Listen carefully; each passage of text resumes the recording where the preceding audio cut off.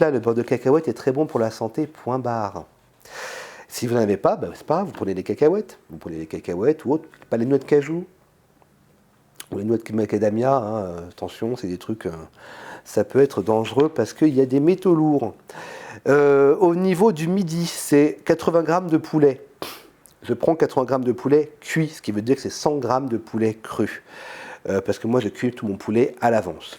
Les légumes, c'est à volonté, et suivant les légumes que vous allez manger, évidemment, c'est pas le même taux calorique. Allez sur le site de l'ANSES, moi j'ai déjà fait le truc, je ne sais même pas si je ne pourrais pas le mettre au propre pour vous le donner, tiens. Voilà, par exemple, le chou-fleur, c'est 28 calories les 100 grammes. Alors le chou-fleur, j'en bouffe, hein, voilà. Un fruit, 5 céréales, et ça, c'est ce qu'on a. Je ne vais pas tout vous lire, parce que j'ai déjà donné ce truc-là, je pense. Le truc le plus important à comprendre, c'est que tous les jours, comme vous pouvez le voir pour le jour numéro 10, juste ici, je fais des croix dessus.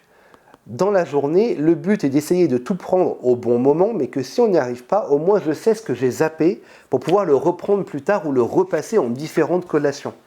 Pourquoi est-ce qu'il y a autant de repas? Le but, c'est que votre corps, il doit consommer de l'énergie.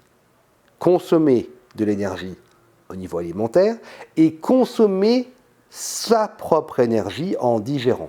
Votre corps, quand il digère, il a besoin d'énergie. Donc il va dégrader des molécules pour donner de l'énergie pour pouvoir digérer et emmagasiner de nouveau de l'énergie.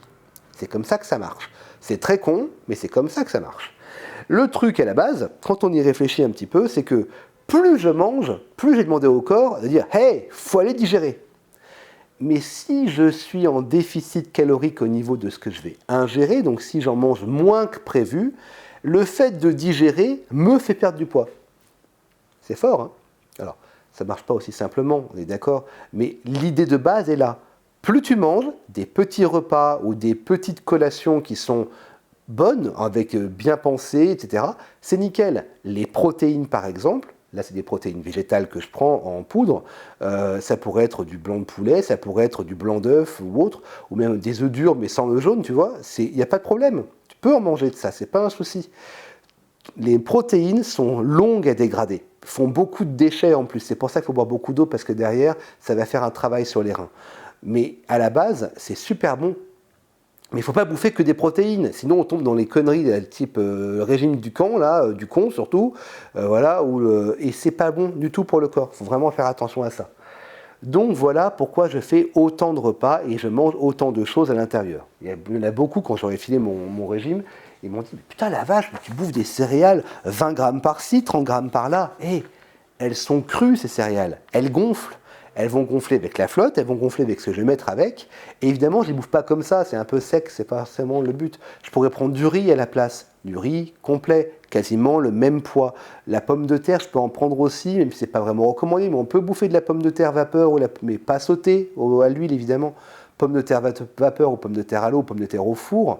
On peut en manger, je crois, c'est 20% de plus que le poids de riz. Donc, moi, je m'en fous, je bouffe pas de patates quasiment, sauf quand j'ai envie de me faire un plat de frites. Mais bon, à la base, je suis plus team riz et team céréales. Voilà. Donc voilà un petit peu pourquoi je fais autant de repas. Et pour me guider donc tous les jours, comme vous l'avez vu, je me suis fait un petit tableau tout con avec des cases à cocher, comme ça tous les jours. Donc là, ça va jusqu'au jour 36. Mon autre, il va là-bas jusqu'au jour 72. C'est les 72 jours de diète que je m'impose pour tenir quelque chose de bien. Là, c'est une diète spéciale. C'est pas pour autant que je ne vais pas me permettre par moment des petits excès. Mais ce n'est pas des excès caloriques, enfin des excès caloriques comme vous pouvez l'entendre. C'est pas, tiens, aujourd'hui j'ai bouffé un gâteau. Non, ça c'est tricher. Moi, mon excès calorique, ça va être, aujourd'hui je vais me prendre un petit peu plus de blanc de poulet parce que j'ai envie.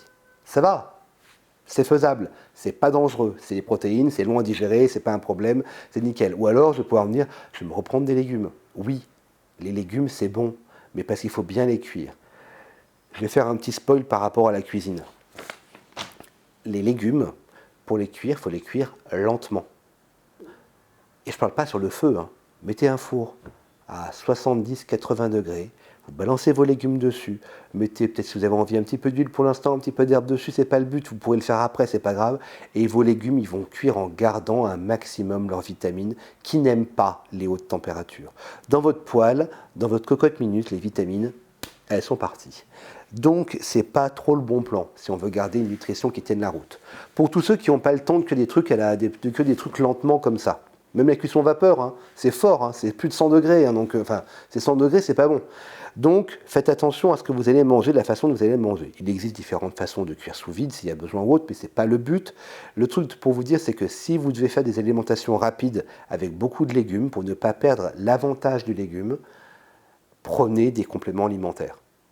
Un complément alimentaire, c'est pas forcément du guronzan, ça peut être de la levure de bière, ça peut être de l'ultra-levure, et ces trucs-là, c'est un truc, t'en prends une cuillère à café que tu mets avec tes légumes ou autre, ça donne un petit goût pas trop dégueulasse, honnêtement, moi j'aime beaucoup, pour être précis, et en plus, c'est pété de nutriments, donc tu peux y aller, franco, c'est pas un problème. C'était le petit spoil par rapport à la cuisine des légumes. Au niveau donc du régime de base, donc ça je vous en ai parlé, moi, j'arrive à tenir le tout, il faut manger quasiment toutes les 2 heures. Et maintenant, que je vous ai montré tout ça, je vais pouvoir faire la 3e vidéo qui est les premières astuces de cuisine. Allez, bravo mon gars, tu as tenu la route pour l'instant, tu continues à faire tes vidéos, tu tiens la route au niveau régime, je suis fier de toi. Pour tous ceux qui me regardent, je me parlais à moi-même évidemment, parce que je vis tout seul, hein, donc c'est pas très facile de se faire des compliments ou de les entendre, surtout avec le fait qu'on puisse pas se voir en niveau social depuis plusieurs mois, et il faut bien réussir à vivre sa solitude comme on le peut. Voilà. Écoutez, bonne journée à ceux qui m'ont regardé, et puis peut-être à bientôt pour le projet Bombass 2.0. À bientôt pour la prochaine vidéo. Ciao, ciao.